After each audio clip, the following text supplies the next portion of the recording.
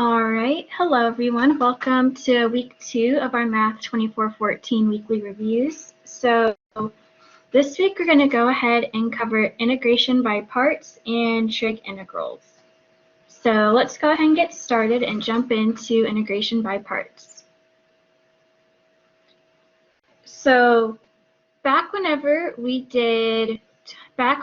early in 2413, we learned that if we were taking the derivative of the product of two functions, f and g, then that would be the equivalent of f of x times g prime plus g of x times f prime. Well, if we go ahead and use our fundamental theorem of calculus, we can actually go ahead and integrate both sides. Then we can integrate both sides and cancel out the integral and the derivative over here to leave us with f of x times g of x is equal to the integral of f of x times g prime of x plus g of x times f prime of x dx.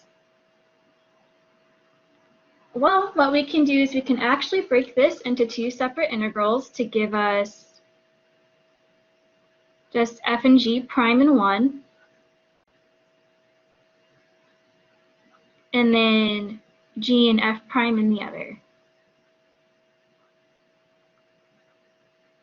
We can do a little algebra and just move one of those over to the other side to give us f of x times g of x minus g of x times f prime of x dx is equal to the integral of f of x times g prime of x dx. So this is essentially our proof of how our integration by parts works. Or to put it in other terms that you guys will use more often, we can say that the integral of some function u times the derivative of a function v is equal to u times v minus v du. So let's go ahead and get into an example with this. For our first example, we want to integrate the function t e to the negative 3t dt. So the first thing we do when we do our integration by parts is we need to go ahead and first pick our u and pick a v and pick our dv. So right now we're currently in our form u dv. So first let's go ahead and pick our u. Let's go ahead and just go with t. Let's just go and pick t to be our u. Then we have dv, which is going to be our e to the negative 3t dt. If we have our u, then our du. If our u is t, then our du is just going to be dt. And if we integrate dv, that will get us v equals negative 1/3 e to the negative 3t. So now that we have all of our pieces, let's go ahead and plug in to our formula. So of course we're going to have our u dv is going to equal uv minus the integral of v du. So if we go ahead and plug everything in, we're going to get t is our u times negative 1/3 e to the negative 3t minus the integral, our v is going to be negative 1/3 e to the negative 3t dt. All right, so now that we have that, let's go ahead and work on this integral. So But we need to go ahead and figure out this chunk, and this one's actually pretty easy. It's just basic exponential. So our integral, so when we integrate this function of -1/3 e to the -3t dt, we are going to be left with 1/9 e to the -3t plus c. We now just go ahead and plug this back in to get us, let's go ahead and clean up this part right here. -1/3 t e to the -3t. All right, we have a minus. We have a minus here. So then we're going to have to, so which will give us a -1/9 e to the -3t, and then of course just our plus c. So that's pretty much, so it's pretty much just define your u, define your dv, and then just kind of plug it into the formula. But let's go ahead and see what happens if we go ahead and switch what our u and what our dv are.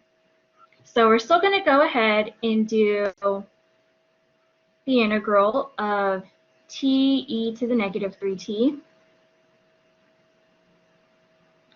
But this time, let's go ahead and say that our u is equal to e to the -3t, and our dv is equal to t dt.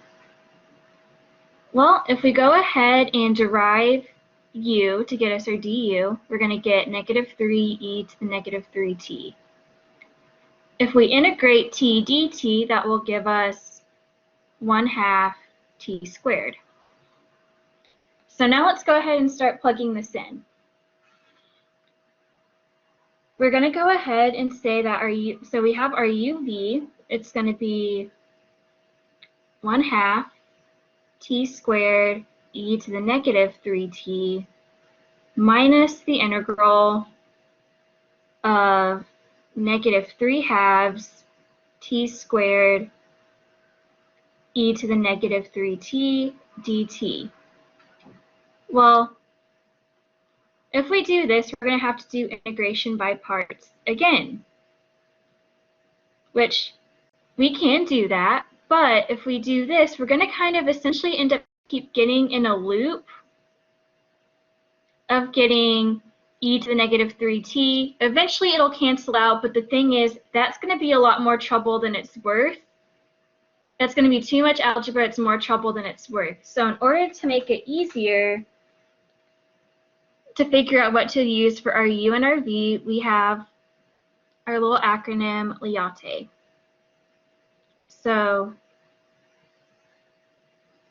now this is just a general rule of thumb. There are going to be some exceptions to this, but in general, you want your u to be higher on the list. So our L is going to stand for logarithmic functions. So just your L, like your natural log of whatever.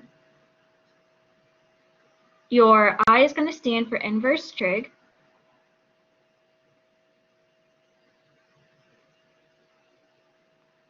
So stuff like, so for an example, it'll just be like the arc cosine of x would be an example of this.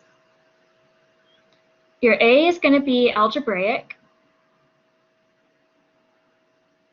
And that's just going to be general power stuff. So like x squared, 3 over x cubed, things like that. Essentially think of stuff you would apply power rule to if you were deriving. Then you have your normal trig, so just your things like sine, cosine, secant, all of those. And then lastly, we're going to have our exponential. So for example, just e to anything. So yeah, so you want u to be further up on the list. Just because in general we want to get the we want our u, since we're going to have our du and our new integral, we want u to break down to something that's pretty simple or something that can be cancel out with something else. So now let's go ahead and try another example. In this one, we are going to integrate 4x cosine 2 minus 3x dx. All right, so now let's go ahead and get started. So first of all, we need to go ahead and define our u and our dv. So as we said, Liate, so we have an algebraic with our 4x, and we have our trig with our cosine. Algebraic is going to be the one we're going to pick, since that's higher up on the priority list. So we're going to say our u is 4x, and our dv is the cosine of 2 minus 3x. All right, so now we need to go ahead and use this to get our du and our v. So if u is 4x, du is going to be 4dx. If our dv is cosine of 2 minus 3x dt, then our v is going to be equal to negative 1/3 sine of 2 minus 3x. So now that we have those established, let's go ahead and start plugging things into our formula. So we're going to have that is going to be equal to 4x times negative 1/3 sine of 2 minus 3x minus the integral of our v du. So it's going to be 4 times negative 1/3 sine of 2 minus 3x dx. All right, so now let's go ahead and tackle our integral. So our integral, let's go ahead and clean this up and just combine that 4 and the 1/3 to get us negative 4/3 sine of 2 minus 3x dx. All right, so now we're just going to go ahead and just kind of go forward. This is essentially all just comes down to u sub, but we're just going to kind of go ahead and expedite some of the actual background integration just to save time. So our integral of negative 4/3 sine of 2 minus 3x is going to be negative 4/9 cosine of 2 minus 3x plus c. So we just plug that right back in here to get us. Let's go ahead and clean up a little bit. Negative 4/3 x sine of 2 minus 3x minus negative 4/9 cosine of 2 minus 3x plus c. Go ahead and distribute that negative. The c doesn't really matter with it, so we're going to be left with our final answer of negative 4/3 x sine of 2 minus 3x plus 4/9 cosine of 2 minus 3x plus c.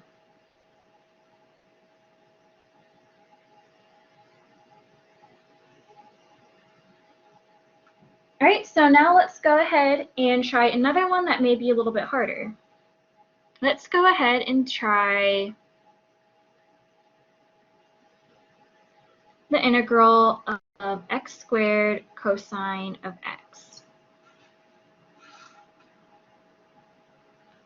All right, so first of all, we need to go ahead and define what our u and our dv are. So once again, we have an algebraic and a trig. So our algebraic, which is our x squared, is going to be u, and our cosine is going to be our dv. If u is x squared, du is 2x, And if dv is cosine of x dx, v is going to be sine of x. All right, so now let's go ahead and start plugging stuff into our formula. So we're going to start off with x squared sine of x minus the integral of 2x sine of x dx. All right, so first part, that looks pretty good. Now the thing is with our integral is that we actually still have to do integration by parts one more time. Now the last example, that first example we did, the problem with that one was that it was just going to get us in a loop. The idea is that you just want to get something that's going to get you to the answer the fastest. And this one, there's not really a faster way to get there, because if we switched our u and our dv, we would probably still get stuck in a loop of having a bunch of trig functions and we wouldn't get out of it. Because we'd just be oscillating back and forth between having an algebraic and a trig and never canceling out. But this one, we just have to go one more and it's fine. So let's go ahead and once again, let's switch colors for this one. So for this one, we're going to say RU sub 2, just to kind of clarify. This one, once again, we have an algebraic and a trig, so 2x. dv2 is going to be sine of x. du is going to be 2 dx. And v is just going to be negative cosine of x. So now let's go ahead and rewrite this. So we have our integral of 2x sine of x dx is equal to negative 2x cosine of x minus the integral of negative 2 cosine of x dx. All right, so let's just go ahead and cancel out this negative real quick, because I mean, just one less negative for us to have to deal with. So then we're going to get negative 2x cosine of x. If we go ahead and integrate 2 cosine of x, that's going to get us 2 sine of x plus c. All right, so now we're going to go ahead and now we need to go ahead and plug all of this back in here. So we're going to get x squared sine of x minus 2x cosine of x plus 2 sine of x plus c. Go ahead and distribute the negatives. So we're going to get plus, minus, and the c doesn't matter. So we're going to get our final answer of x squared sine of x plus 2x cosine of x minus 2 sine of x plus c.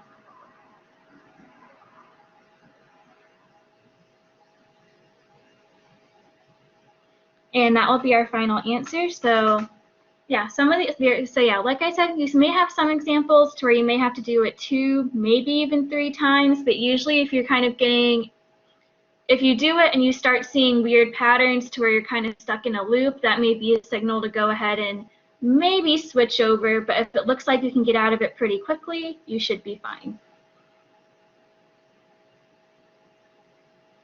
So then I'm going to go ahead and do one more example for integration by parts.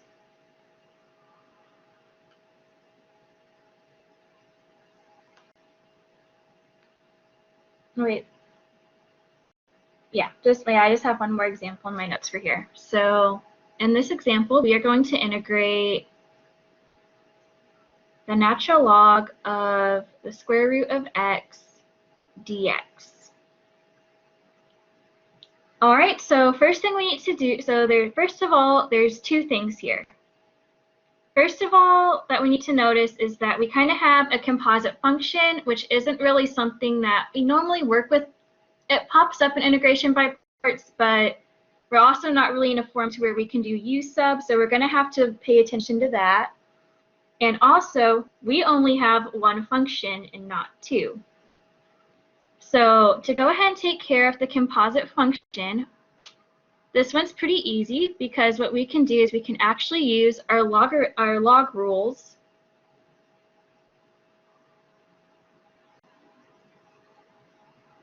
because we can treat this as the natural log of x to the 1/2, and our log rules say we can go ahead and just pull that 1/2 out in front. So where we are left with the integral of 1/2 natural log of x. So that took care of that first part. Like I said, composites may still pop up, but those are something you'll usually deal with as you're integrating and deriving or doing your u and your dv. So then, now that still brings us to the issue as we only seem to have one function here. Well, we can still do integration by parts. So if we go ahead, let's set up our u and our little dv square.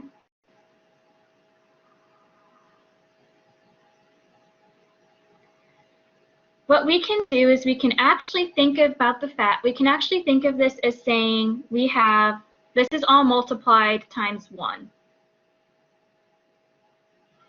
Or you can also just say 1/2. Either way, what we can do, or that's all multiplied times 1, or you can, or since we even have, yeah, like I was saying, my words got mixed up when I was trying to say it.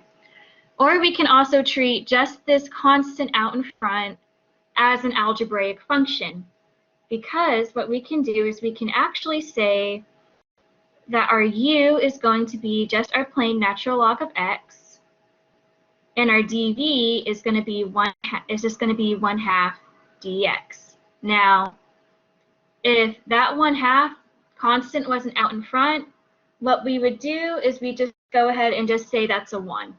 But since we have a little multiplier constant out in front, we can just use that. So now if we derive our natural log of x, that's just going to get us 1/x dx. And if we integrate our 1/2 dx, we are just going to get 1/2 x.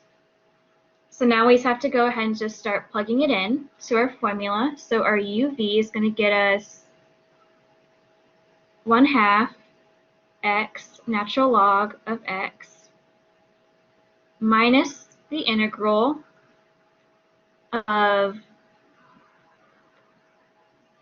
1/2 x times 1/x dx. Well, this actually works out pretty well because we have an x in the numerator and an x in the denominator, which can cancel out, which will give us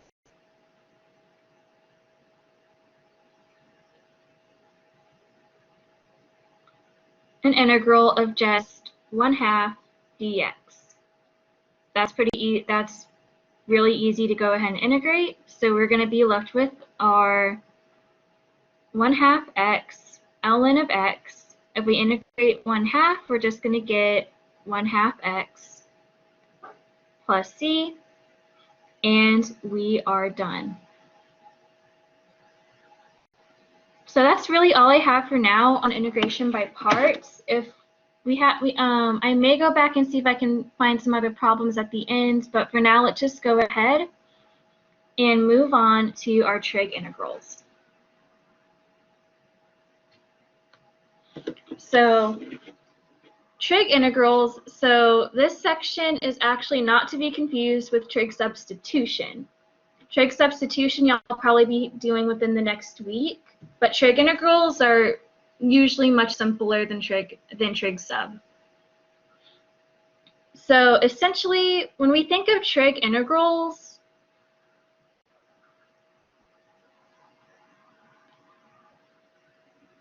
we are just thinking of having some trig function. So let's just say we have sine of x, so some power m, maybe times cosine of some function n, or we can do the same thing with like tangent and secant, cotangent, cosecant, but that's all kind of the same general idea. You have these functions kind of mushed together. So there's a couple different ways we can approach these. So I want to just go ahead and group these off into like sine and cosine, and then secant and tangent, and then cosecant and cotangent will essentially be the same thing as secant, tangent, just with different signs. But first, let's just worry about our sine and our cosine.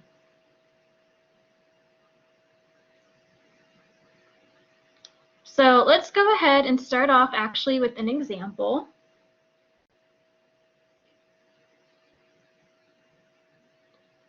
So in this example, we're going to integrate sine squared of x times cosine cubed of x dx.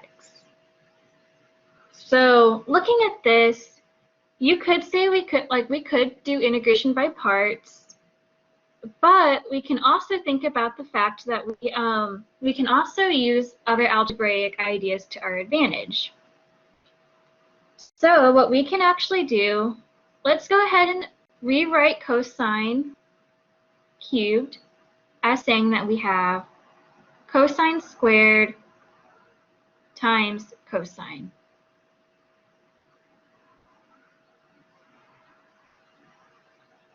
So yeah, now we have sine of squared of x, cosine squared of x times cosine of x. But we can also do something with this cosine squared, because if we think about our Pythagorean identities, we know that sine squared of x plus cosine squared of x is equal to 1. So we can go ahead and substitute cosine squared of x for 1 minus sine squared of x. So we can go ahead and get sine squared of x times 1 minus sine squared of x times cosine of x dx. Now let's go ahead and distribute our everything out. So we're going to be left with getting sine squared of x cosine of x minus sine to the fourth of x cosine of x dx. So while we're at it, let's actually just go ahead and split this off into two separate integrals, just to make it easier to work with. So now that we are in this form, we can actually see that we have a little pattern. We have our cosine multiplied times some power of sine. We can also think about the fact that the derivative of sine is cosine. So what we can actually do for both of these is do u substitution. And we can say for both of these that our u is equal to sine of x and our du is equal to cosine of x. So now we can go ahead and rewrite these as being, we have a sine squared, so that's going to get us a u squared, minus, we have a sine to the fourth, so our u to the fourth of these are du's. There we go, du, I misread that. So we have our u squared and then our u to the fourth, so we just go ahead and just do our basic power rule to get us 1/3 u to the third minus 1/5 u to the fifth plus c. And then we just go ahead and substitute our initial function back in. So we get, so our final answer will be 1/3 sine cubed of x minus 1/5 sine to the 5th of x plus c.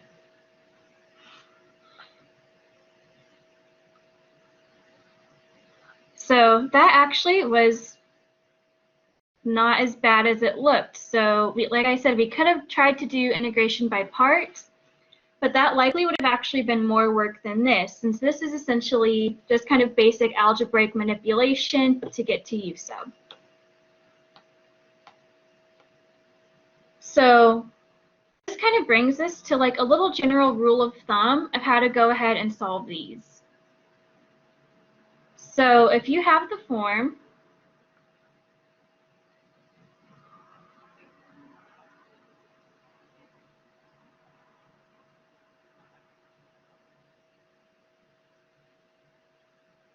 to where you're integrating sine of x to some power m and cosine of x to some power n, and they're a product, then there's a couple different approaches that we can take, just depending on what we have. So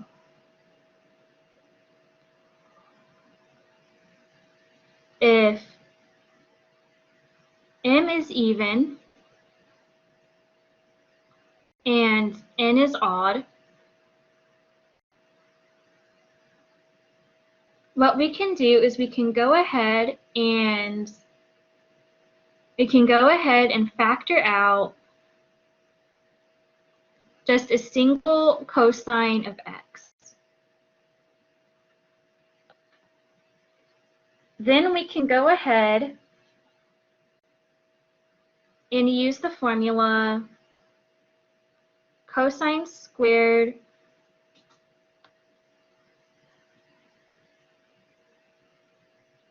and we can go and use the formula cosine squared of x is equal to 1 minus sine squared of x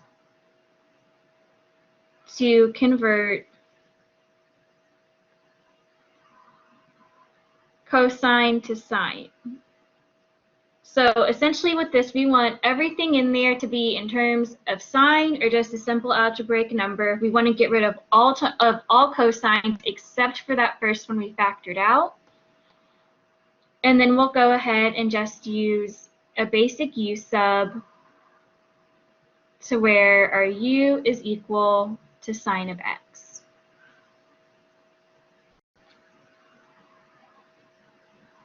Now, if we have the situation to where if our sine of m or our power for sine is odd and our n is even, it's essentially the same thing. What we do is we factor out one sine of x, like just one little piece of sine of x. Just pull that out, use sine squared of x equals 1 minus cosine squared of x to get everything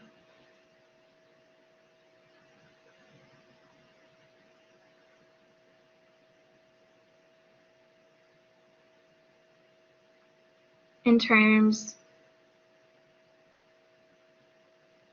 of cosine, and then we can just do a basic u sub where our u is equal to cosine of x.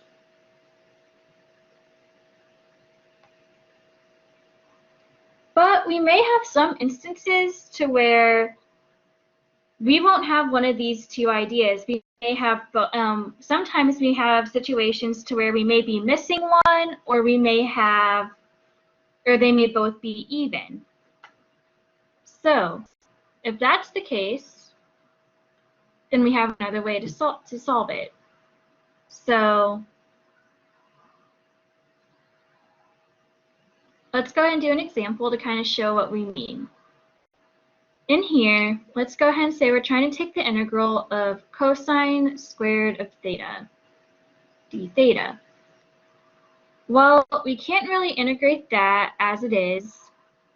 And if we try to use our Pythagorean identity, that would just get us 1 minus sine squared of theta.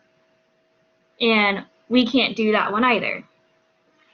But we have some little formulas that we can use to actually go ahead and transform this into something we can integrate. So we have what are called power reduction formulas, which essentially state that our cosine squared of theta is equal to 1/2 times 1 plus cosine of 2 theta. We have another one that's also sine squared of theta is equal to 1/2 times 1 minus cosine of 2 theta. So what we can do here is we can just go ahead and plug in this cosine of 2 theta into our equation. So we're left with having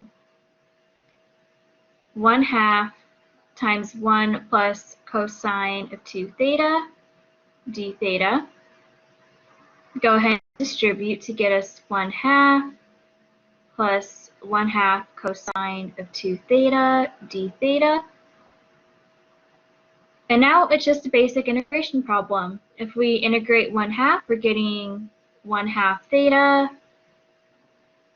And then if we integrate 1/2 cosine of 2 theta, we will be left with 1/4 sine of 2 theta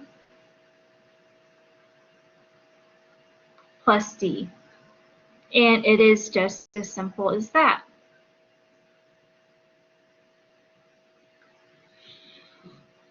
So yeah, so pretty much if we have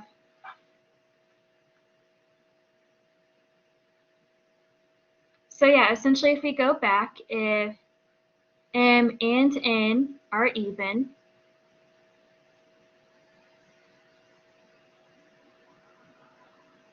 use power reduction.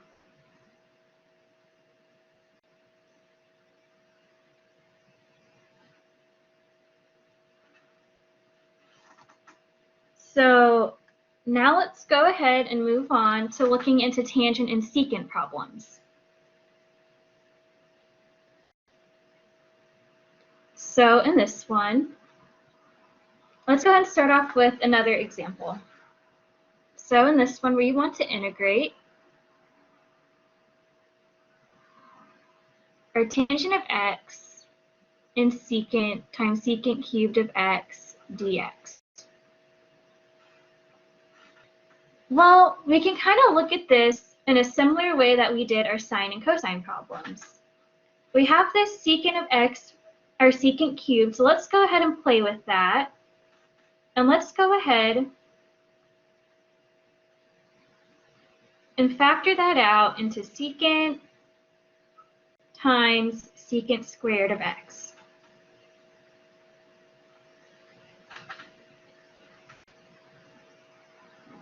Well, now let's go ahead and rewrite this to where we have tangent of x times secant of x times secant squared of x dx. Well, what we can do is let's actually go ahead and group these two together. And now from here, we can kind of see a similar pattern to what we did earlier. So we know that the derivative of secant x is secant tangent. So what we can do is we can actually go ahead and do another u sub.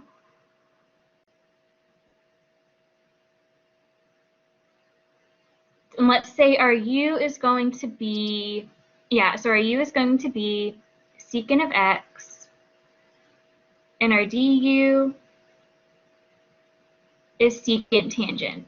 which we have bracketed off right there.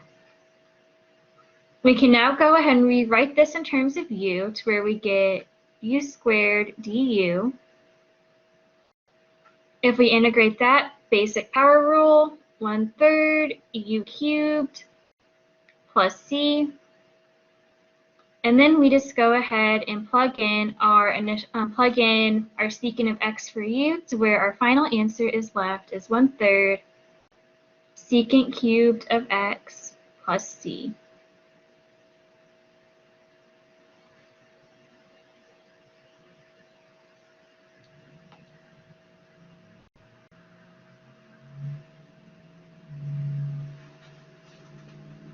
All right, so now let's go ahead and try another one.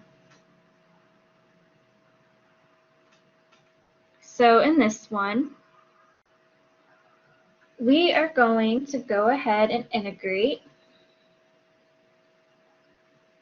tangent to the 4th of x times secant to the 6th of x dx. So let's go ahead and play with this one again. So this one doesn't look, we can't really necessarily do a secant tangent in this one because that would leave us with some kind of funky little, funky little equation, but let's go ahead and play with this a little bit. Let's go ahead and try to break down that secant to the 6th. So we can say that secant to the 6th of x is, let's go ahead and pull out a secant squared because we kind of have a tangent, because we see we have a tangent right here. So maybe we can go ahead and kind of try to see if we can prepare ourselves to do some sort of u sub.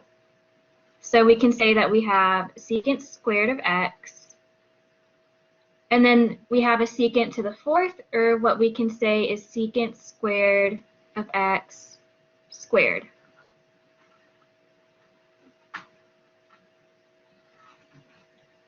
So now we can go ahead and plug this in to where we get tangent to the 4th of x times secant squared of x squared times secant squared of x dx. Well, similar to our sine and cosine, and we can also use Pythagorean identities in this one, except this time our formula is actually going to be secant squared of x is equal to 1 plus tangent squared of x. So now what we can do is let's go ahead and put this one in here. So now we can get everything in terms of tangent, save that 1 secant squared. So we're going to get tangent to the 4th of x times 1 plus tangent squared of x secant squared dx. Go ahead and distribute. All right, let's go ahead and actually expand that binomial. So we're going to get tangent to the 4th times 1 plus 2 tangent squared of x plus tangent to the 4th of x times secant squared of x. Now we can go ahead and distribute to where we get tangent to the 4th of x times secant squared of x dx. Times secant squared of x plus, let's see, we get 2 tangent to the 6th of x secant squared plus tangent to the 8th times secant squared dx. So now we can go ahead and let's go and split all these up into separate integrals. So we have our dx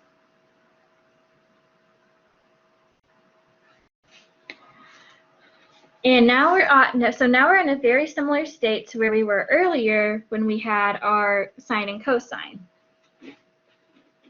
So what we can do here is we can actually go ahead, since we have a secant squared in all of them, times a tangent to some power in all of them as well, we can do a common u sub and say that u is equal to tangent of x. Therefore, du is secant squared of x. So now let's go ahead and plug everything in to where we get u to the fourth du plus 2u to the sixth du plus u to the eighth du. All these are basic power rules, so we're left with 1/5 u to the fifth plus 2/7 u to the seventh plus 1/9 u to the ninth plus c. We just have to go ahead and plug in our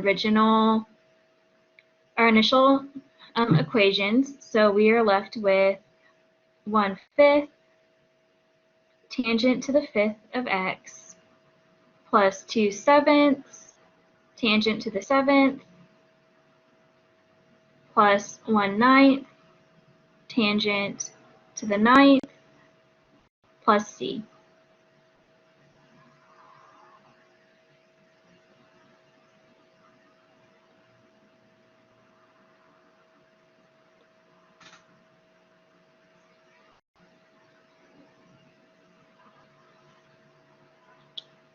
All right, so now that brings us to kind of how we do sine and secant problems. So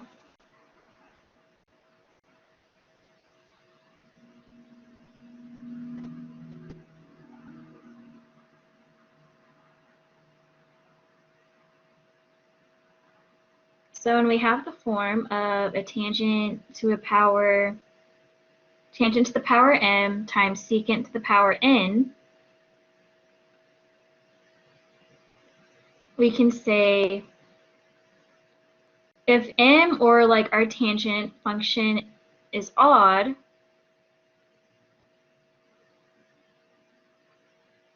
you will factor out a secant x times tangent of x.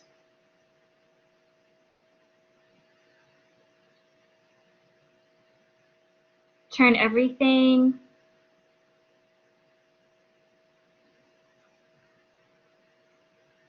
into terms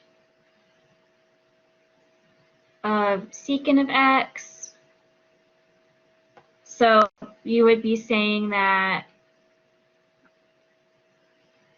tangent squared of x is equal to secant squared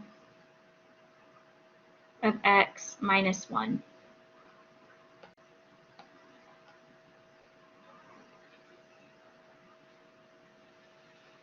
And then you just do a basic u sub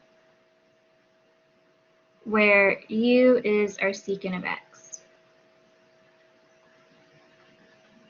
So now, this time, if our tangent, if our secant is even,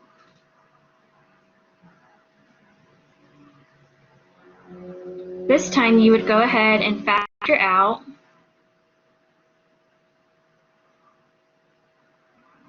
a secant squared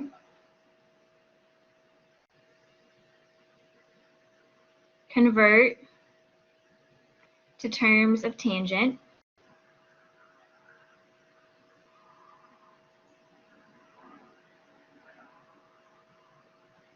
and then that would be using our formula that we just used. So secant squared of x is equal to 1 plus tangent squared of x. And then lastly, do a u sub, where u is our tangent of x.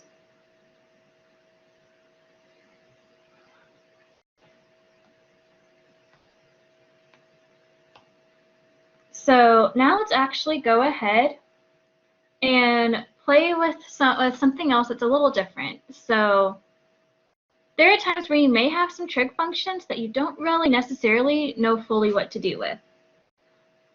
But we can still go ahead and play with it and do something a little different. So let's go ahead and try an example to where we have the integral of tangent cubed of x dx. Well, what we said earlier was that, yeah, if we had an odd tangent, we can factor out a secant tangent. The issue is we don't have a secant to give us a secant tangent. So we're going to have to get a little creative. So let's go ahead and try breaking this up into two pieces. Or let's break this up into tangent squared and tangent. Well, now we have something we may actually be able to work with. So what we can do is let's actually go ahead and convert our tangent squared into terms of secant.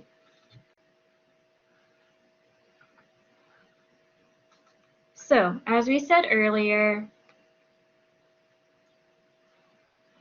that tangent squared is equal to secant squared minus 1. So let's go ahead and see what happens. We're just going to play around with this and see what we get.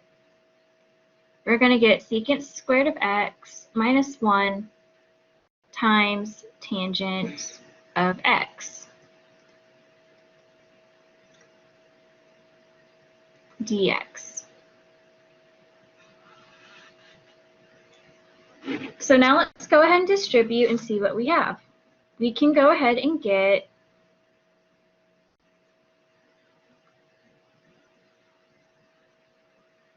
secant squared of x tangent of x minus tangent of x dx.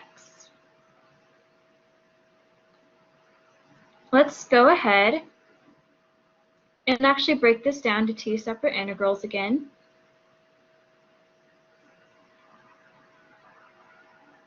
So right here, we are actually now in a spot where we can actually play with it. We can actually do something. We can go back to that idea of saying that if we have an odd tangent,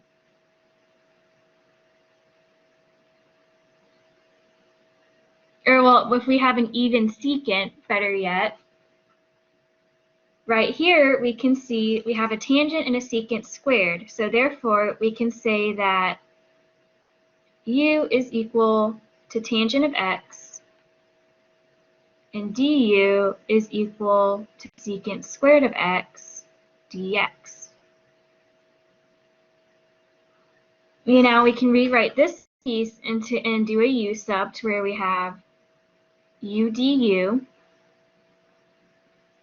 which gets us to 1/2 u squared plus c.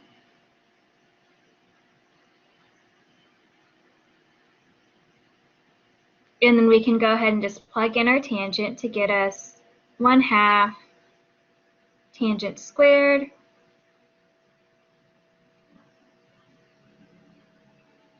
plus c. But we still have to worry about this piece right here. Well, actually, there's a couple new formulas to go ahead and memorize.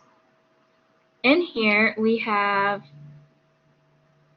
the integral of tangent of x equals the natural log of secant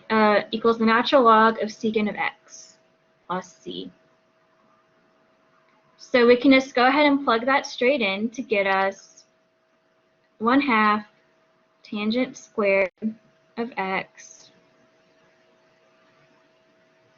minus natural log of secant of x plus c.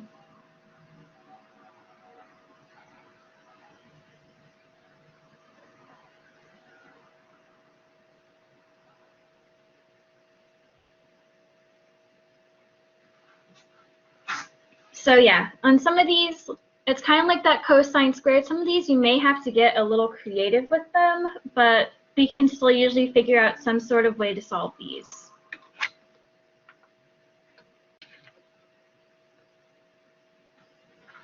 All right, so now let's go ahead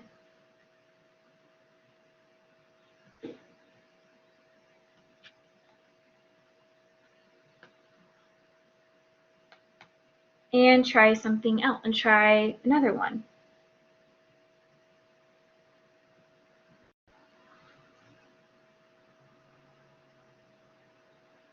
This time, now this is kind of a fun one, and this is usually something that they may ask you about. This time, let's go ahead and do a fun example. So let's go ahead and try to integrate secant cubed of x dx.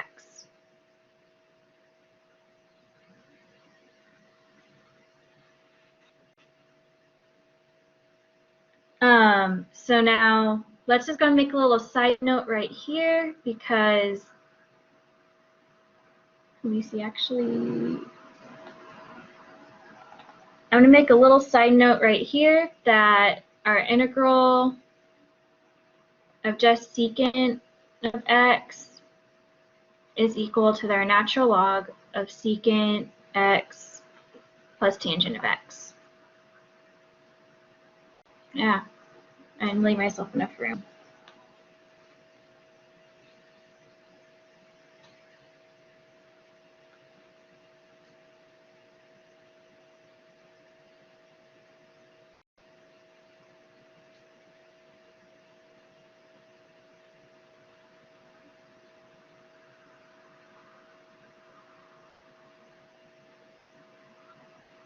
All right.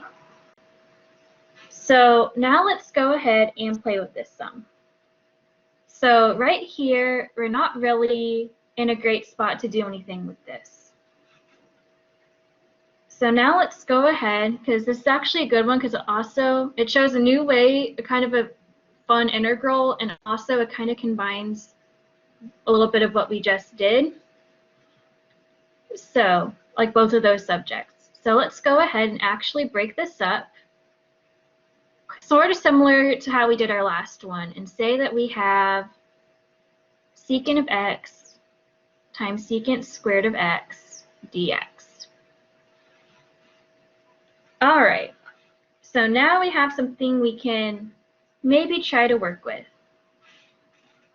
We don't have a tangent in here, unlike the last one, so we can't really do a secant. We could try to go ahead and substitute in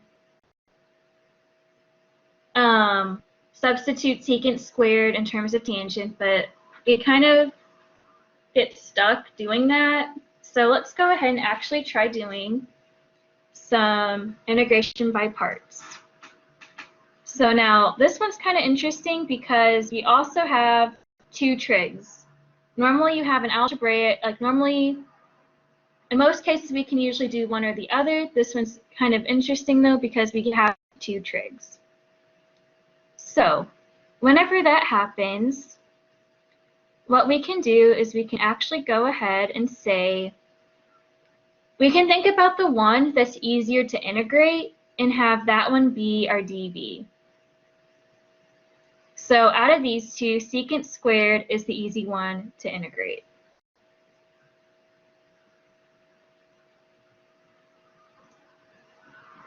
And then secant is the easier one to derive. So we're going to say like our easier or our simpler derivative is going to be our u, and then our easier integral is going to be the one that's going to be our dv. So if we go ahead and derive secant of x, we're going to get secant tangent. If we integrate secant squared, we're just going to get tangent. So now let's go ahead and start setting up our new integration by parts integral. So we have our UV, which is secant tangent.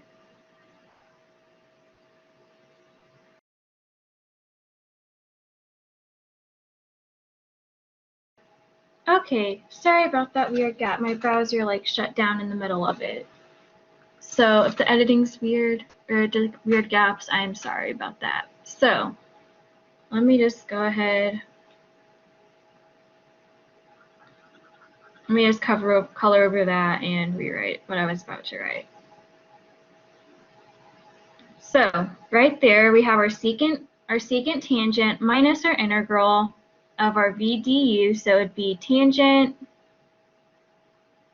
times secant tangent dx. So let's go ahead and try to go ahead and combine this a little bit more and see if we can get anything done. So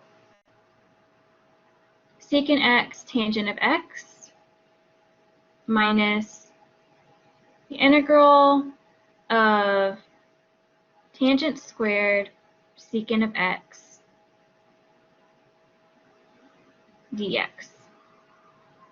So still not in a great spot to work with anything, but let's go ahead and just see what happens if we go ahead and convert that tangent into secant. So we can go ahead and say we have secant of x tangent of x minus the integral of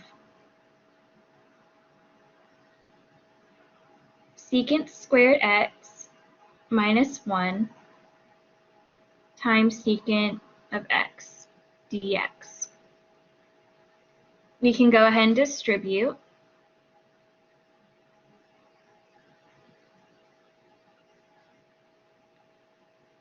So we get secant cubed of x minus secant of x dx.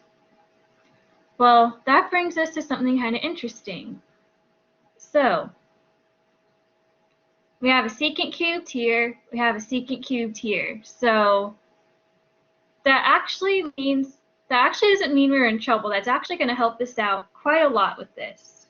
So let's go ahead and just distribute this negative, or play with this a little bit and break this up into two separate integrals.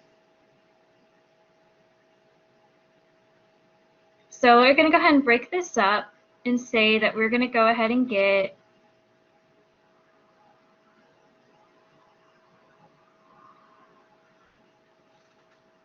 since I kind of mentally distributed that negative, let's go ahead and get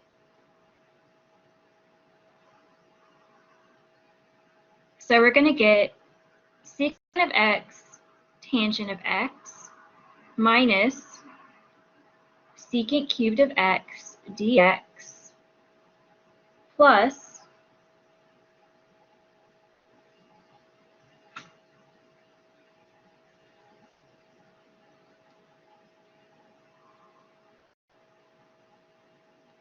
the integral of secant of x dx. And we're going to go ahead and actually set that equal to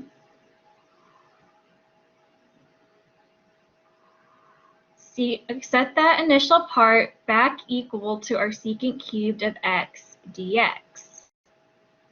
What we can do now is we can go ahead and move this over here and combine those.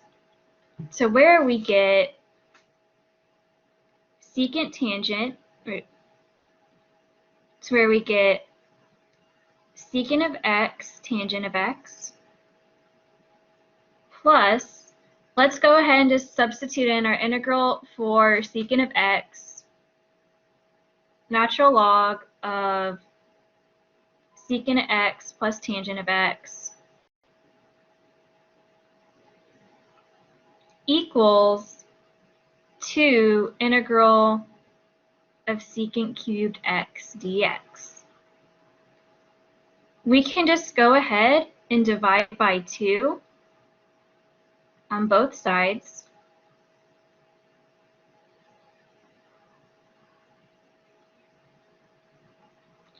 And then that will get us our final answer for that integral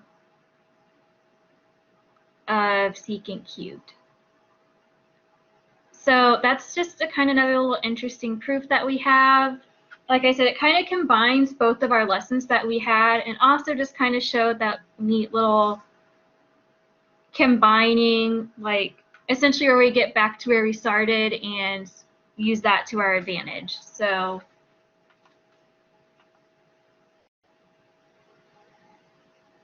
let me see if I have anything else I want to touch on. Oh yeah, I have just a couple little quick formulas. I don't have any examples written down for this one, but just a quick little review thing just because we don't cover it very much within the class, but that way you guys still have it.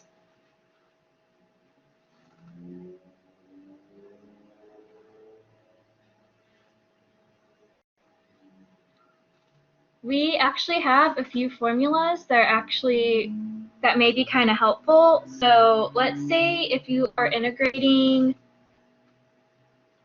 something along the lines of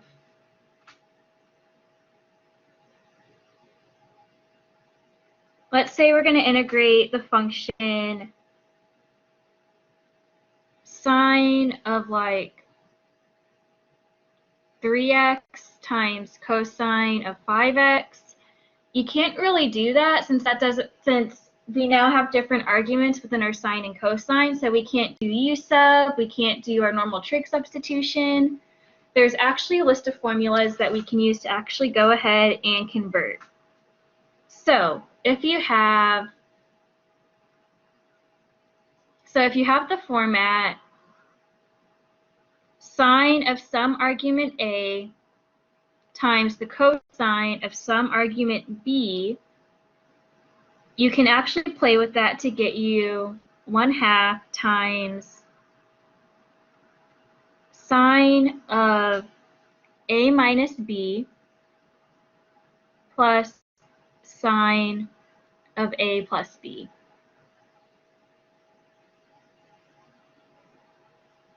So like, for example, up here, that's the format we have. You would essentially convert that and say that we have that instead we're integrating 1/2 times sine of a minus b, so that is 3x minus 5x, so sine of negative 2x, plus sine of a plus b, 3 plus 5, 8x. And then just go ahead and integrate that.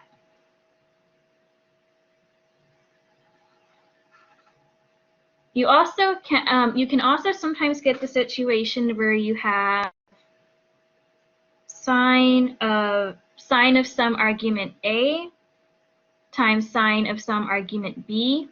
Once again, you can't really combine those since you have two different things in the parentheses. So in that situation, you would use 1/2 times cosine of a minus b minus cosine of a plus b.